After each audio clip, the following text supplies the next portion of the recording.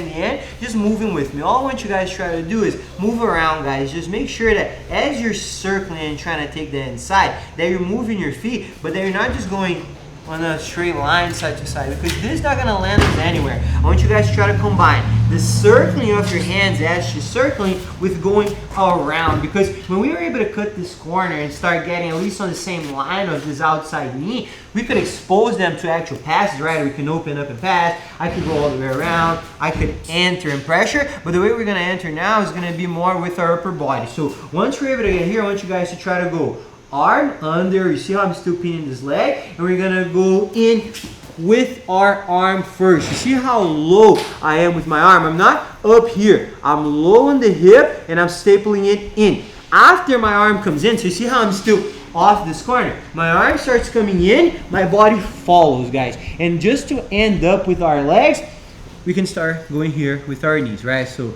same side knees. At first, if you feel like you're entering and you go cross-side, it's okay. Just avoid entering with the knee first, because a lot of times when we enter with the knee first, this happens, right? And if this happens, the frame starts cutting in front of you. You're gonna have to either back away and start over, or pressure hard through. So try to go arm in and then bring your legs, okay? But I don't want you to just go a million times, go to the side and do it. I want you to move with it. So I'm just gonna move with me a little. Just move more, yeah. Give me some rest. Try to fight for the inside a little harder. Yeah, like fight it. I get it. I go in and I settle. Okay, so a lot of times, guys, when we're able to expose one side, for example, I'm able to expose this side. Hunter's gonna pummel this right leg in, right?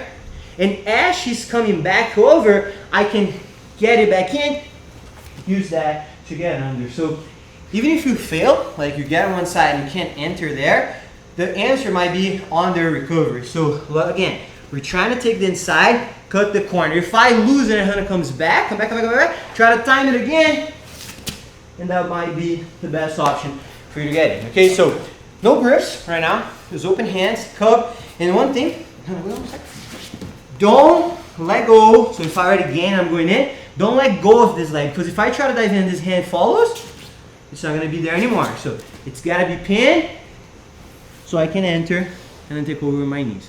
Okay, whenever we're working, guys, without giving them our legs, I'm trying to get grips again on the inside. So inside of the shin, inside of the knee, inside of the hip. The hands being out are going to make it very easy. Again, still not talking about grips. It's going to make it very easy for him to connect. So keeping your elbows tight when you're doing this. Of course, like, you're not going to be like a T-Rex the whole time, but keeping my elbows tight allow me to gain that space and not let him take it back, right? Now, another thing, it's normal. I've been seeing you guys do this since Monday. Is a lot of times I see you guys struggling because you're trying to look for a reaction. You're trying to enter from where I am right now. Look at how I'm still in front of you. He doesn't have to react hard when I'm here, right? He has to start reacting hard when I start getting here. So that's what you guys should think about. This is one thing. This is one option where we go under and we go back on the hip, right? But it's endless. There's so much that I can do out there based on his reactions or based on how much I can anticipate. So when you guys are moving, very important, we're fighting, we're going side to side. Not every time I'm going to go around, but try to cut the corner a little bit more. Even if you pass over here, because now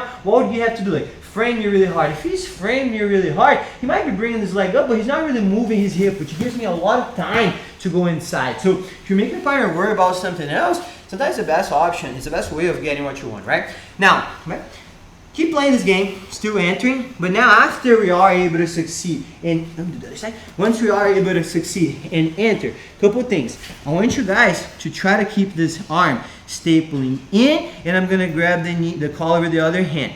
You can already have your right knee go forward. It's something that I would recommend, because when we're on top of them here, like having this foot a little bit further, squeezing onto his hip, I'm balanced, and if you're used to this, good. But it's easier for him to move me when I'm on top of his thigh than it is when my knee's on the ground. Of course, and now like I'm a little bit more committed into going into him, but that's okay. So that's something I think it's okay for you guys to do. Just you see how I don't go. It's little, but it makes a difference. It's not only my right knee that is moved. If I just do this, it's kind of awkward, right? Now look at how my whole body goes a little bit with it. My outside leg steps further. I lean into it. So this is gonna make my position a lot more comfortable. Now we're gonna work on ways of passing. I talked about this, the Mr. Fantastic's arm here. For one to be deep, the other one needs to be shallow. So if I'm gonna try to keep this one deep and work stack pass, I wanna feed the collar. So I lower my hand. See how I never let go? I just lower. There's a lot of tension on the lapel, and I can grab low, elbow tucks in. Now, one thing is good for you guys to get used to is one knee drops, one knee raises. So you see how much I have Guy's hip pinned down? I'm gonna try to pass without letting him stack himself. If this knee's coming off, the hand comes off as well. So front knee goes down, back knee goes up, and I put my arm out. But you see how I'm on him here? The more I stay on him, the less his hip is gonna raise. Like if his hip starts raising, we're gonna have to do a full stack. I'm gonna have to do that. If I can keep him down, I can pass just opening myself up, or even catching his foot with my hand over the top to go into a leg drag, pass without letting his hip drop. If he's flexible, or if I can already tell he's gonna raise his butt after I feed, same motion, front knee down, going forward, not going down where it's at, doesn't do anything. Going down forward, back leg comes up, head over the head, arms out. Now you see how he just couldn't shove? If his butt goes up, he's flexible. You try to just shrug it, it's not gonna work. I'm gonna go bottom of his pants, start lifting his hip. Now look, when I tell you guys to tripod when we're doing those passes where I hug the shin and stuff, we're going more like this, butt up, right? But when I'm stacking, this is where I want to be. I'm sprawled out, my body's straight, my head is over his. And the good reaction, the good habit is not moving your head. Not, a lot of times we learn to do this. Our head gets off, right? No. I keep my head over, move my lower body, because now all I need to do is raise and clear. In some more extreme cases, I might have to reach up and clear my hand, but you should make them feel like they should be feeling like they want you to pass in the end, right? So try to keep your head over theirs and just keep walking to the end. Now, it's a lot, guys, I'm taking my time explaining, but just so you guys really understand.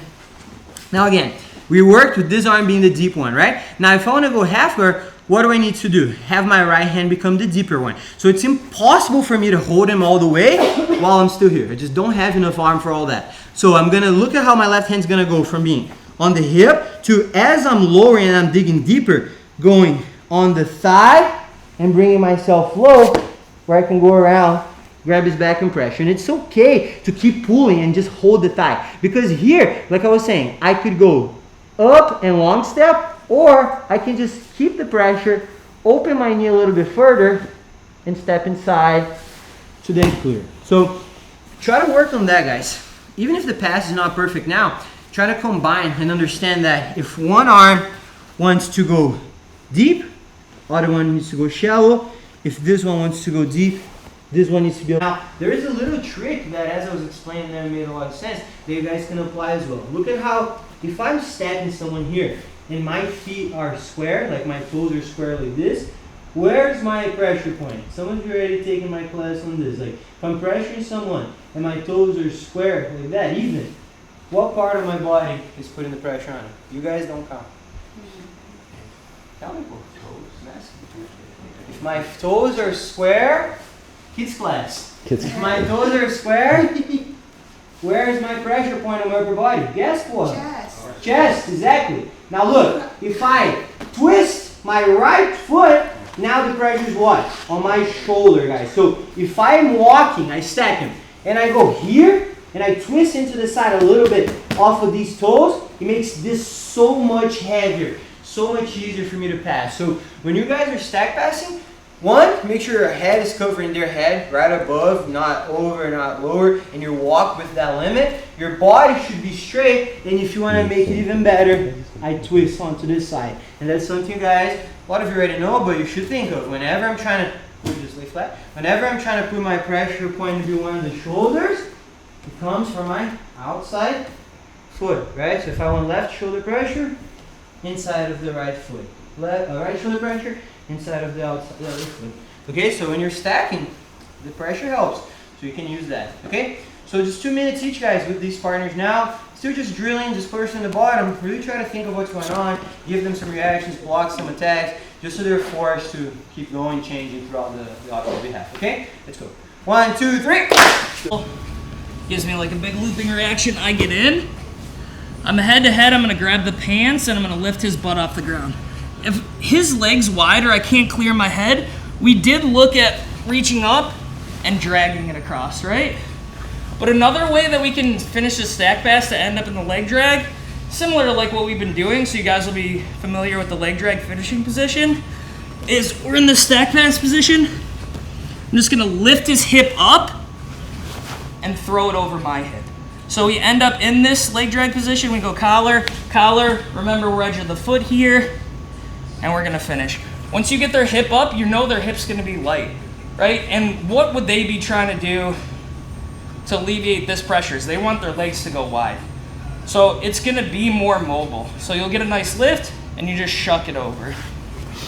So same setup, we're here, they're on our biceps. We start cutting this corner, we find the inside position, we pin, we enter. Now we're not gonna cut the corner. Remember, we're trying to get the pressure. We wanna cook them in the stack pass position. The one that's on the pants is gonna come. I go to the butt. I start lifting his hip up. Now I'm gonna lift my body up and I'm gonna lift his hip up and throw it by. The one that's on the thigh is gonna help guide it over to my leg, okay? So we're on the butt, we lift, guide, collar, settle on the thigh, we're in the leg drag position. Cool, one more time from the top. We go to the side, pummel, pummel, I enter, I get a good bite, my forearm needs to be clamping down on his hip, I grab his pants, I put the pressure on, maybe I can't get over this leg, I lift, I settle in the leg drag. Collar, we're here, we're nice and tight in this leg drag position. Cool, let's do it. 1, 2, 3. If I can shoulder walk, he's got no pressure, I can get my leg in, so get into like the actual sec, yeah. Yep, so we're gonna start from here. I wanna push, I wanna make space, I wanna try to get my legs back in. I'm just gonna give him a little bit of resistance so he can follow me. So if he stays tight and doesn't give me any space, I'm gonna try and push a little bit, try and get my legs. If I get my legs in, he can use this where he lifts my hip, boom, and goes for the leg drag. Or if you have enough pressure to hold it the whole time, perfect. That's what you want, where I have no space, right? But now the bottom guy's just gonna be pushing on you a little bit, trying to recover like 25%. So the top guy's gonna win every time. You don't have to do a million, try and keep the pass and look for what you wanna do. Either lift the hip into the leg drag or finish the stack pass with good pressure. Cool? Let's do it. 1, 2, 3.